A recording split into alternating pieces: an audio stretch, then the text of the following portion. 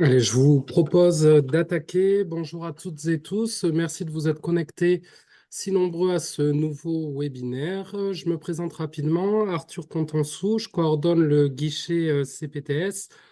Alors, qu'est-ce que c'est le guichet? C'est une association portée par les 10 URPS d'Occitanie qui, en 2019, ont souhaité proposer un accompagnement pour construire et développer les projets de CPTS sur la région. Donc, c'est un outil construit par et pour les professionnels de santé investis au sein des CPTS.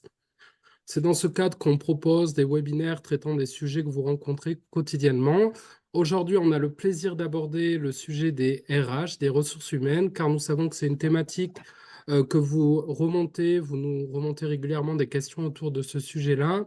Alors, les CPTS, vous le savez, gagnent en maturité en région et les équipes de coordination s'étoffent pour mener à bien les actions. Donc, l'objectif du webinaire aujourd'hui, c'est bien de vous donner les modalités pratiques pour adapter une bonne stratégie RH au sein de vos CPTS. Bien que cela soit un sujet aussi intéressant, on n'abordera pas les considérations, on va dire, politiques et de représentation que peuvent générer les nouveaux métiers de la coordination. Donc, pour aborder ce sujet, j'ai le plaisir d'être accompagné de Fanny Drono, que je laisserai se présenter juste après. On a également la chance, et je l'en remercie, d'être accompagné par Muriel Domino, à qui je vais donner la parole afin qu'elle puisse se présenter. Merci Arthur. Bonjour à toutes et à tous. Je me présente, je suis Muriel Domino, la coordinatrice du groupement d'employeurs AZOE. Donc, le groupement d'employeurs, au jour d'aujourd'hui, c'est 58 salariés, à peu près 45 adhérents. Et donc, j'ai le plaisir d'animer avec Fanny cette thématique qui me tient à cœur. Voilà. Et merci beaucoup Muriel. Écoutez, je vous souhaite un très bon webinaire et je vais donner la parole directement à Fanny Bruno. Oui, bonjour à tous. Du coup, je vais commencer avant de rappeler les règles un peu du jeu de ce webinaire à me présenter. Je suis donc Fanny Drono, chargée de mission chez BTS depuis un peu plus d'un an et référente de deux départements de l'Aude et de l'Hérault. Voilà, donc ce webinaire, j'espère que vous voyez tous bien mon écran, la présentation. Donc ce webinaire va durer à peu près une trentaine de minutes de présentation et une dizaine de minutes qui sera consacrée donc à répondre à vos questions. Vous pouvez d'ores et déjà donc poser vos questions dans le chat et on réservera une dizaine de minutes pour y répondre. Si on n'a pas le temps d'aborder l'ensemble des questions, on les notera pour pouvoir revenir vers vous ultérieurement. Voilà. Avant que la question soit posée, le support sera mis en ligne sur notre site internet dans les prochains jours. Et petite nouveauté pour ce webinaire, il est actuellement enregistré. Voilà pour le cadre. Comme le disait Arthur, ce webinaire va viser à rappeler un peu le cadre des ressources humaines dans les CPTS. Et on va commencer par rappeler une première partie pour comprendre un peu les principes et les enjeux des ressources humaines dans les CPTS.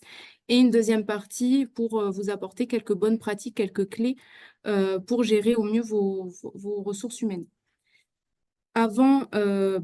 Pour commencer, de toute façon, il faut savoir de quoi on parle. Donc, il faut définir. Muriel, je te laisse peut-être nous définir donc de quoi on parle, qu'est-ce que la fonction RH de manière globale. Allez, on y va. Une petite définition un peu théorique dans un premier temps.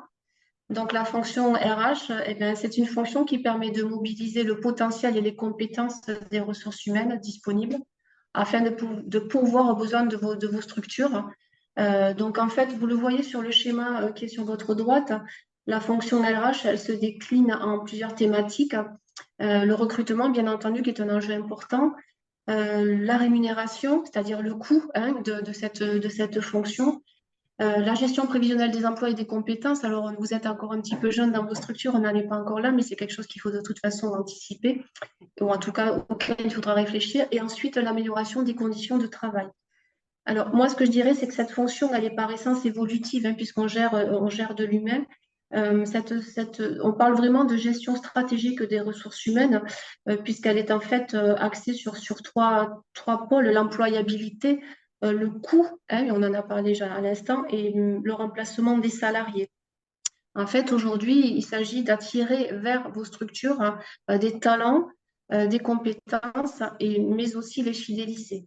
Donc, la stratégie des ressources humaines, en fait, c'est la question, répond aux questions suivantes. Quelles actions, pardon, quelles compétences, avec qui, dans quel délai, et je dirais et à quel coût.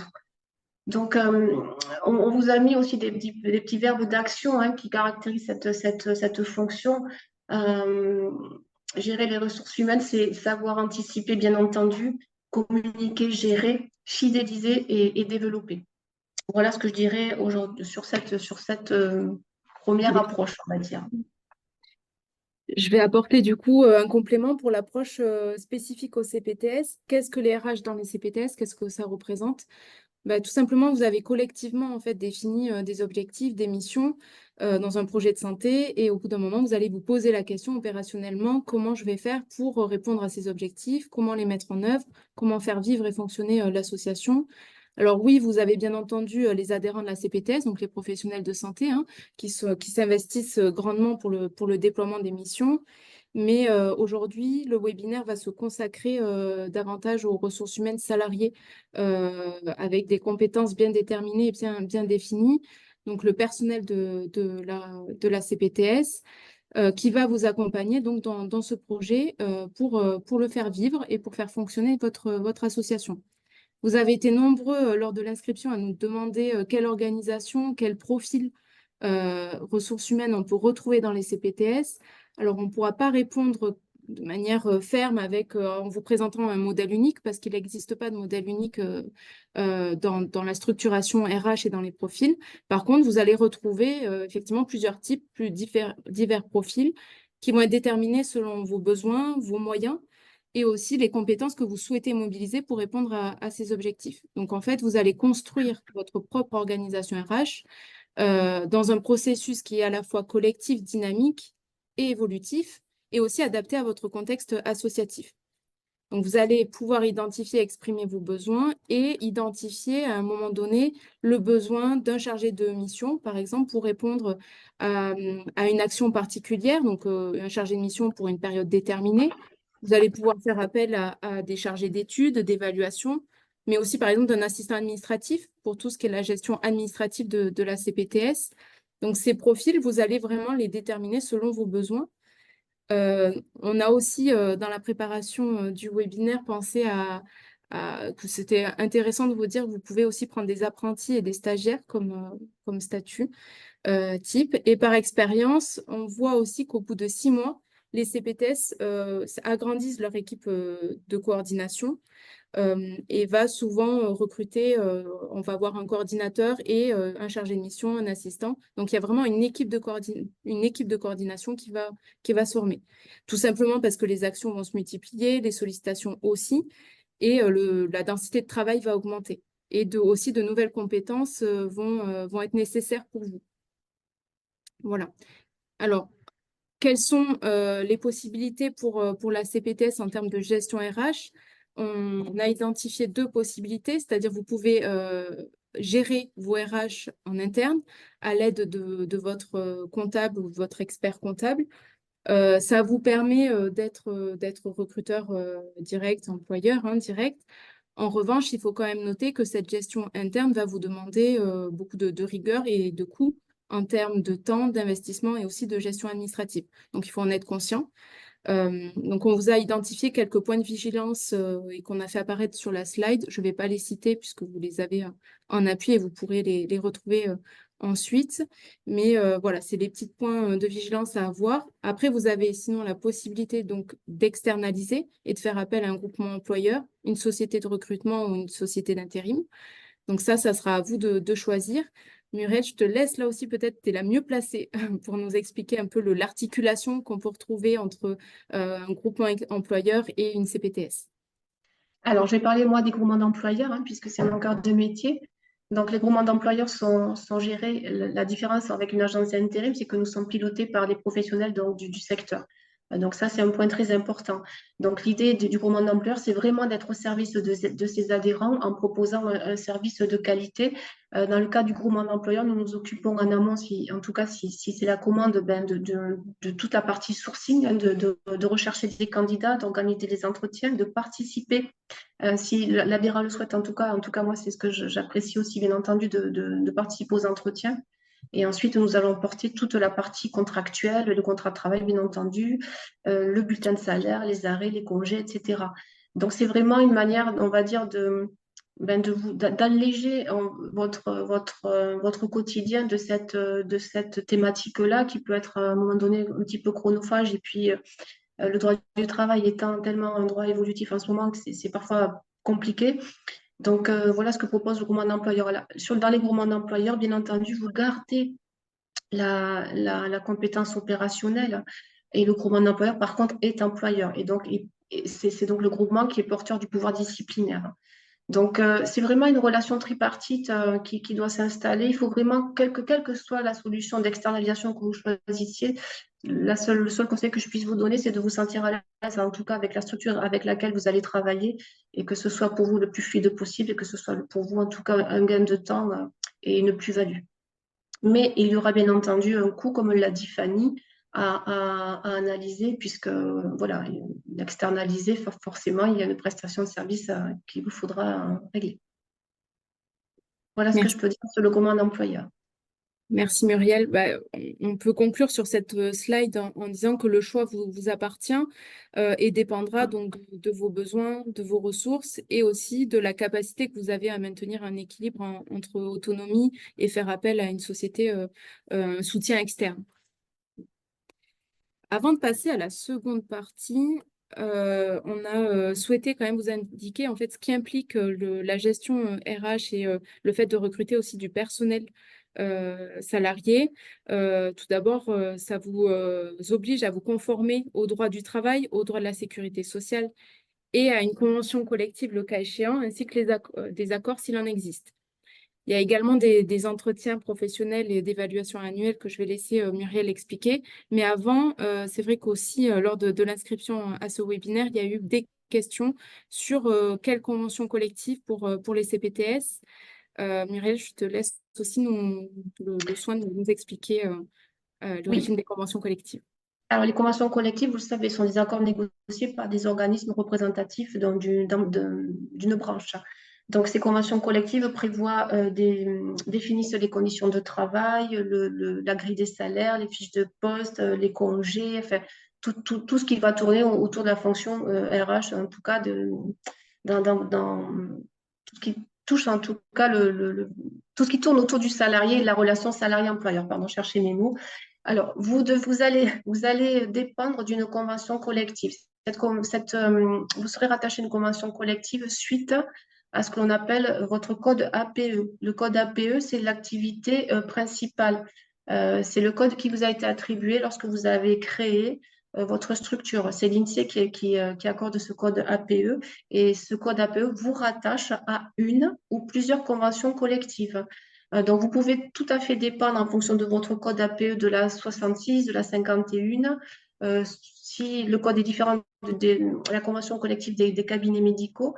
Donc, si vous avez le choix, alors même si c'est parfois compliqué, parce que les conventions collectives sont des gros pavés, parfois un petit peu indigestes, mais il faudra choisir la convention collective qui correspond le mieux, en tout cas, au fonctionnement de votre structure, puisqu'il peut y avoir après des dispositions plus avantageuses pour les salariés, dont il faudra aussi mesurer le coût.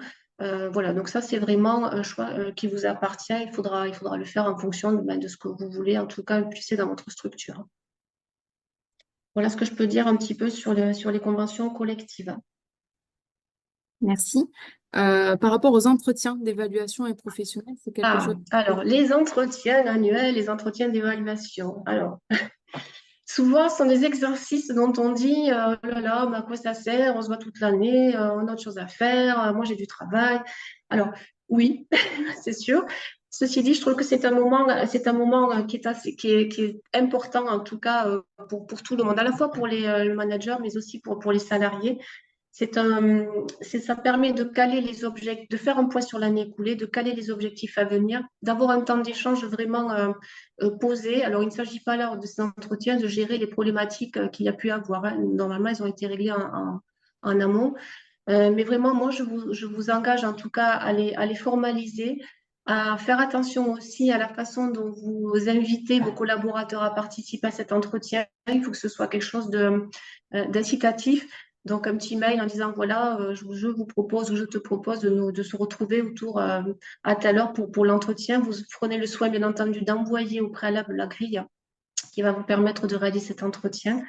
Et puis ensuite, voilà, vous déroulez l'entretien, que vous formalisez, bien entendu, qui vous servira d'une année sur l'autre.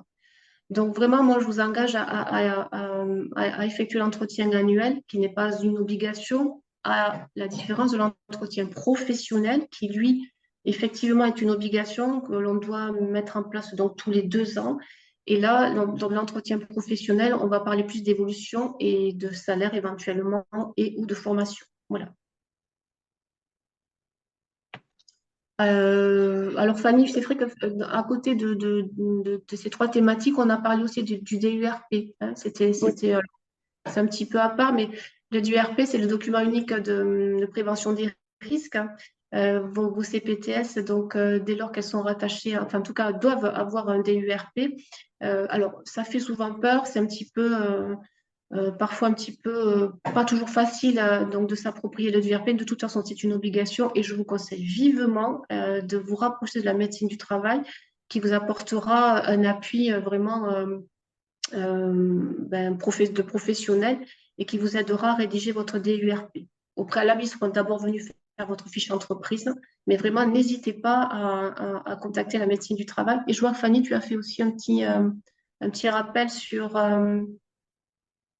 Par rapport au tram, voilà. oui, alors ces entretiens, les entretiens professionnels et les entretiens d'évaluation annuelle, on vous a au guichet euh, produit une trame type pour tenir vos entretiens. Donc, vous pouvez les retrouver, ces trames, sur notre site internet. On a également fait un guide CPTS, une association. Elles sont aussi insérées dans ce guide. Donc, tout est en accès libre. Vous pouvez aller sur le site pour avoir ces trames qui sont bien sûr à ajuster en fonction de vos projets et de vos salariés aussi. Voilà, à mettre à votre sauce aussi. Donc, cette première partie étant terminée, elle avait pour but, hein, de rappeler les principes et les contours RH, comme on le disait. Maintenant, on va passer à la seconde et dernière partie qui vise à vous apporter quelques clés en termes de gestion efficace de vos RH, puisque vous devez aussi assurer cette gestion avec rigueur, puisque je le rappelle, vous rémunérez aussi votre personnel avec des fonds publics. Donc, il faut avoir une certaine rigueur dans cette gestion. Il me semble que pour quand même ça, il faut s'assurer des bons profils, d'avoir les bons profils recrutés pour que la CPTS fonctionne bien. Et pour ça, il y a le processus de recrutement à avoir et il y a une méthodologie à retenir aussi en termes de processus de recrutement pour vraiment identifier les bons profils et recruter les bons collaborateurs. Muriel, je te laisse nous présenter qu'est-ce qu'un processus de recrutement. Oui, avec plaisir. Alors, ça y est, c'est décidé, vous recrutez. Donc, la décision est prise. Alors, la première chose, c'est bien entendu d'identifier les besoins, d'élaborer une fiche de poste, cette fiche de poste qui sera évolutive, bien entendu.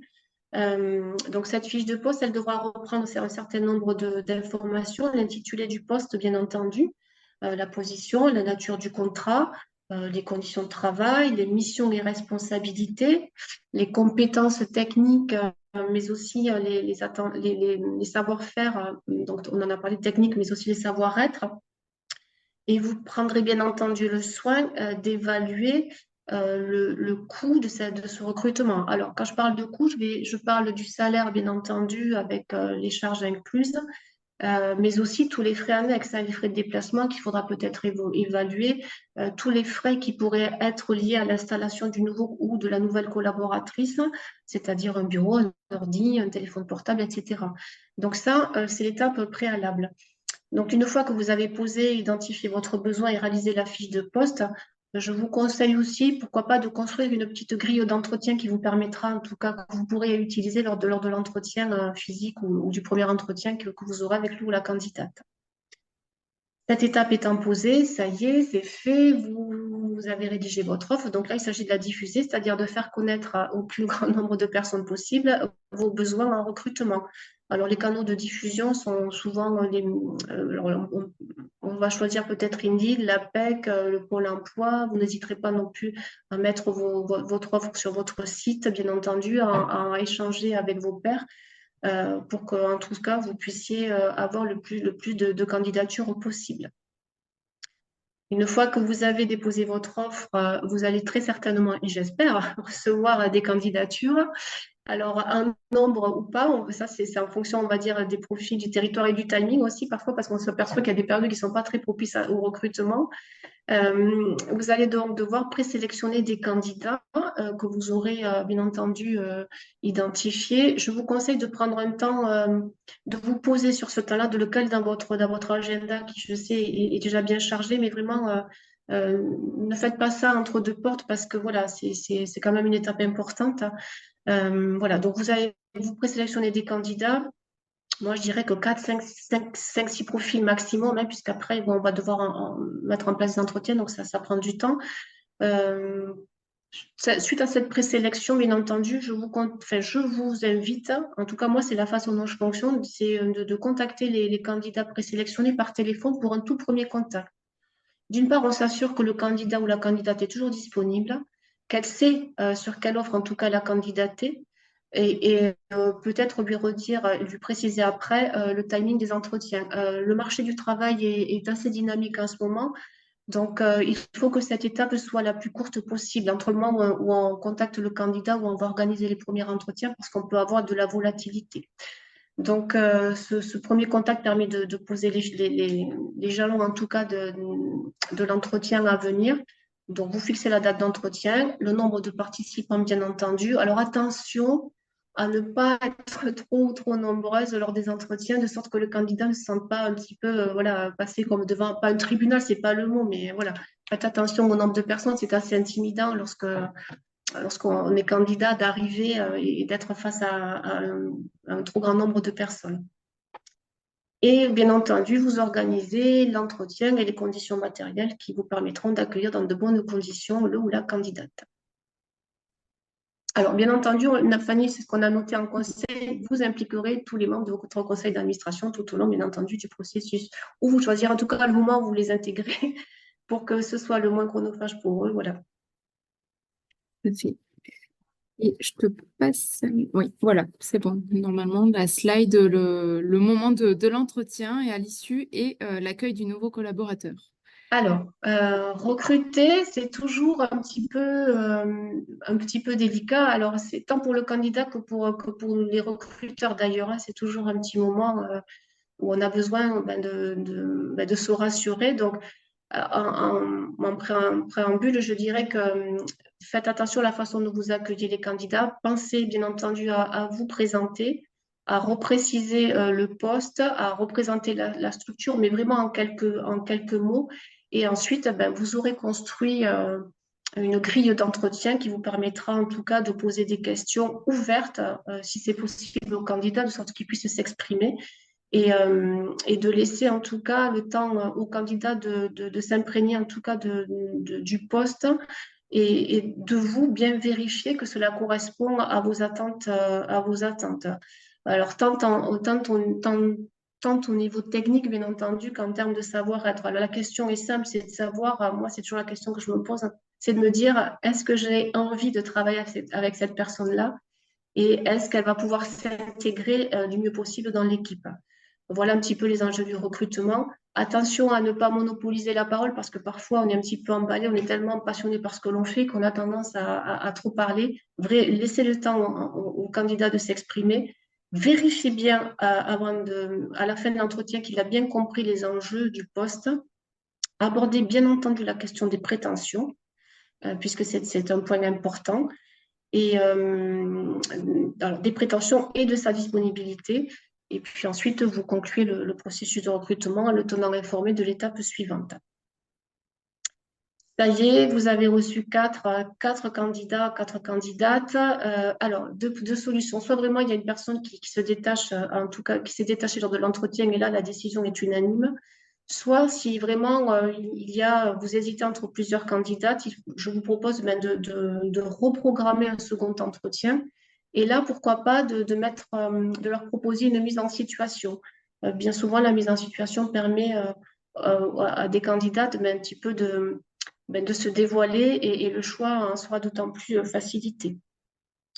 On n'oublie pas, bien entendu, lorsque l'on a fait son choix d'appeler le ou la candidate sélectionnée et d'appeler ou d'écrire, de faire un mail aux personnes qui se sont déplacées, qui n'ont pas été retenues.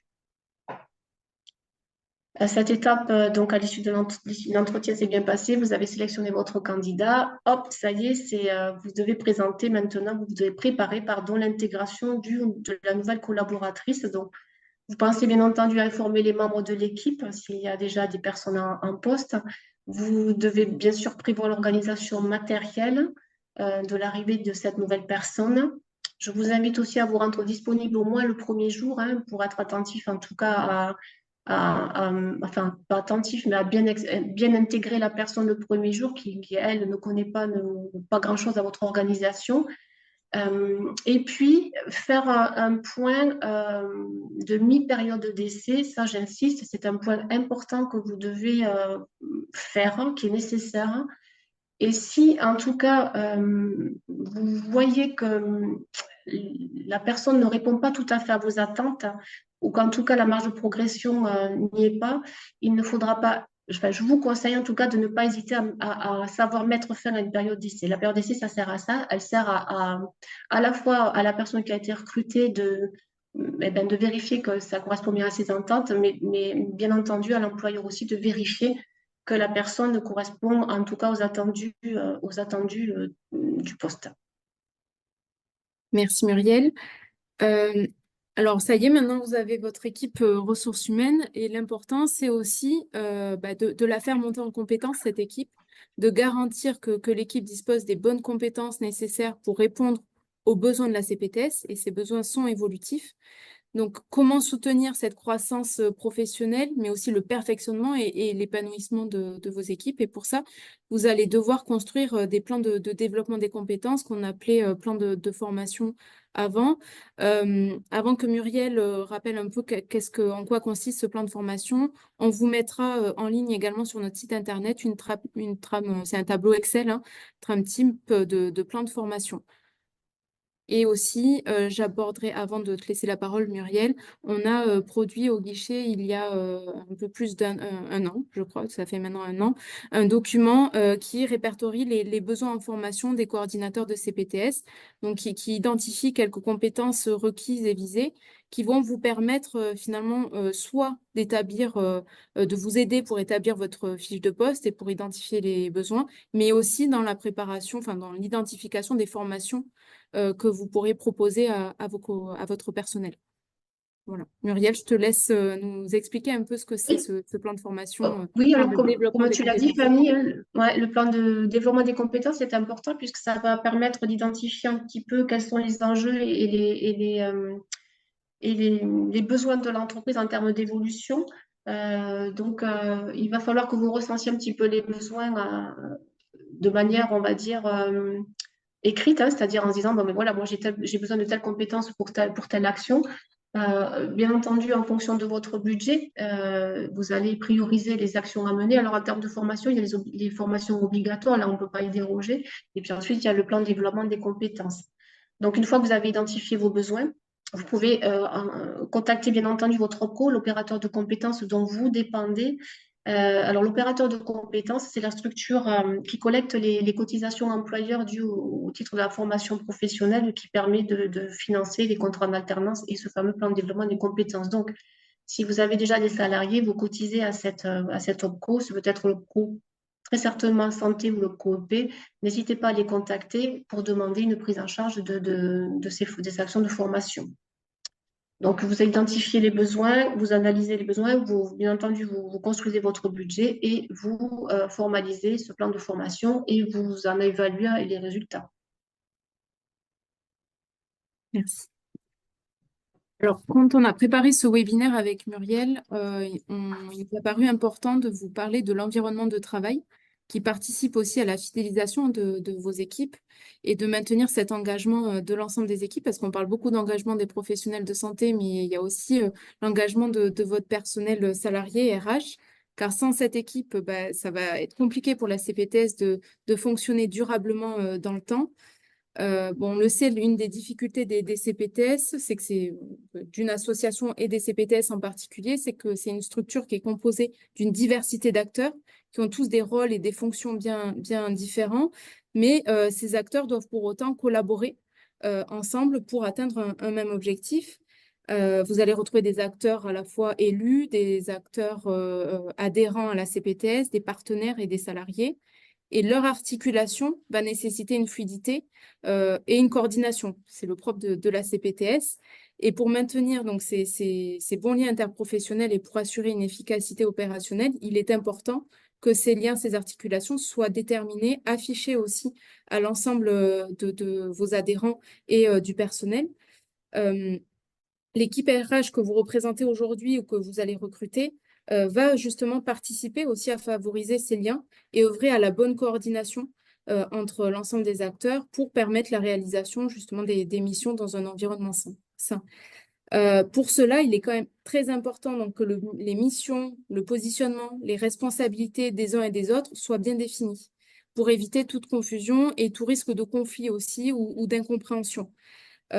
Pour ça, nous, on peut vous conseiller, et c'est suite aussi à des retours d'expérience de CPTS, de rédiger des petites fiches mémo qui permettent d'expliciter le rôle, ses missions et ses responsabilités, les liens entre le conseil d'administration, le bureau, l'assemblée générale et le personnel salarié, d'expliciter tout ça pour justement apporter un éclairage sur le positionnement de chacun pour mieux travailler ensemble.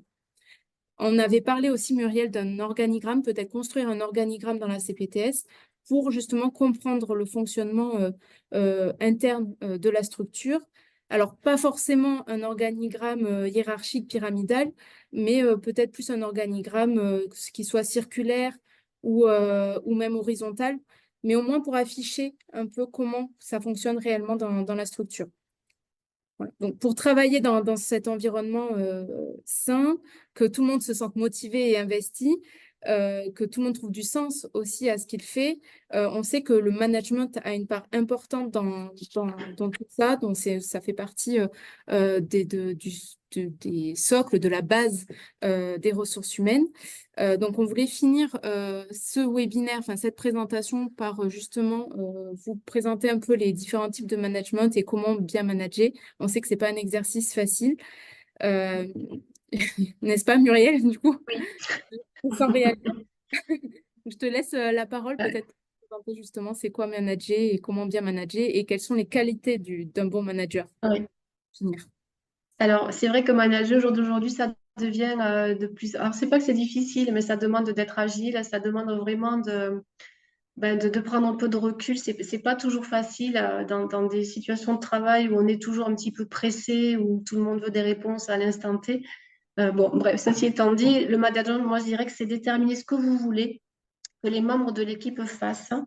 C'est sélectionner, former les personnes compétentes pour le faire, apprécier comment elles le font et rechercher les moyens qui les aident à mieux faire. Voilà.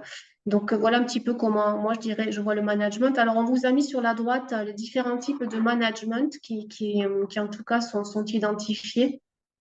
Alors, on a le management directif, qui est un management très pyramidal, hein, dans lequel c'est le chef, voilà, il y a une autorité, c'est le responsable, voilà, qui se soucie assez peu, on va dire, des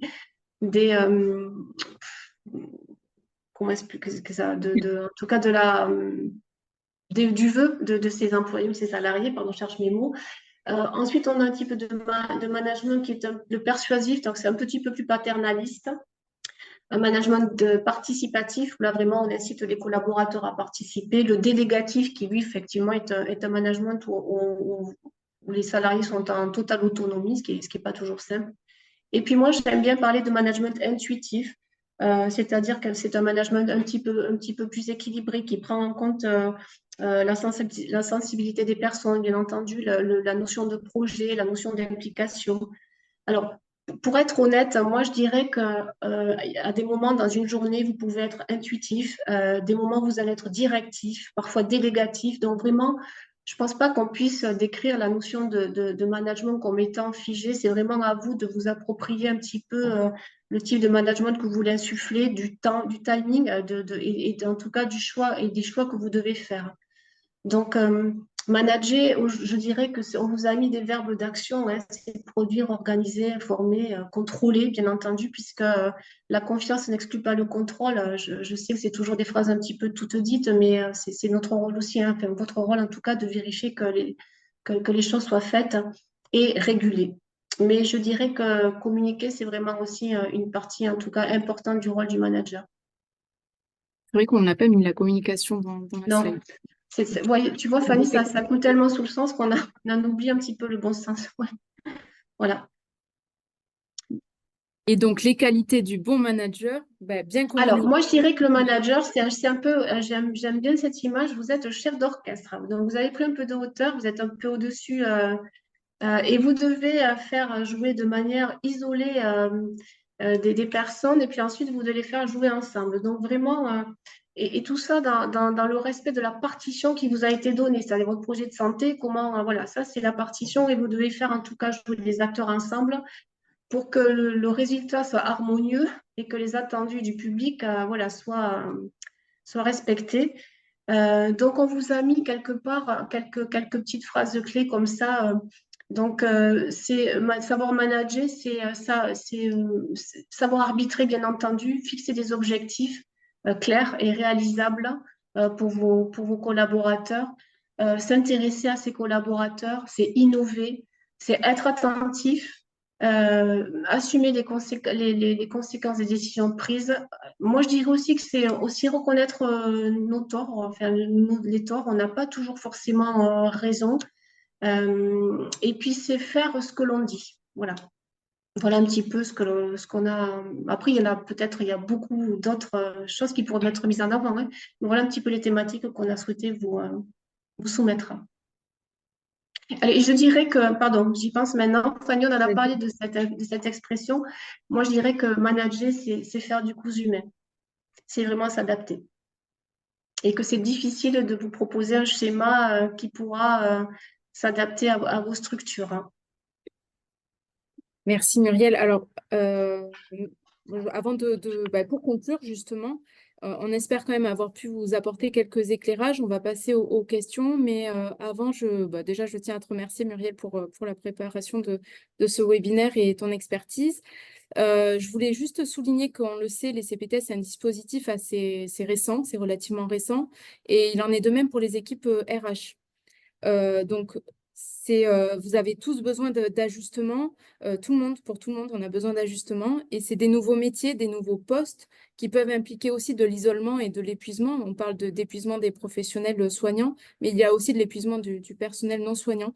Donc, il faut être conscient de ça et éviter l'isolement et renforcer les liens entre vous aussi, entre coordinateurs bon, je parle de coordinateurs, mais c'est tout le personnel finalement RH de la CPTS pour travailler ensemble. Et on aimait bien dire aussi avec Muriel que finalement, vous êtes l'empreinte des CPTS de demain et vous devez construire une structure et une structuration qui vous ressemblent. Voilà, c'était un peu les mots de la Ouais. fin. Et si tu voulais aussi dire souriez, ça fait partie aussi Ouais. du mot d'ordre. Voilà. Avoir un peu d'humour, des fois, c'est pas toujours simple au quotidien, mais parfois, voilà, avec un peu d'humour, on arrive à désamorcer des situations et bien communiquer. Et surtout, pardon, j'en termine, ne pas laisser une situation pourrir un petit peu. Voilà, vraiment, s'il y a des difficultés, il faut savoir les affronter et trouver des solutions voilà, assez rapidement.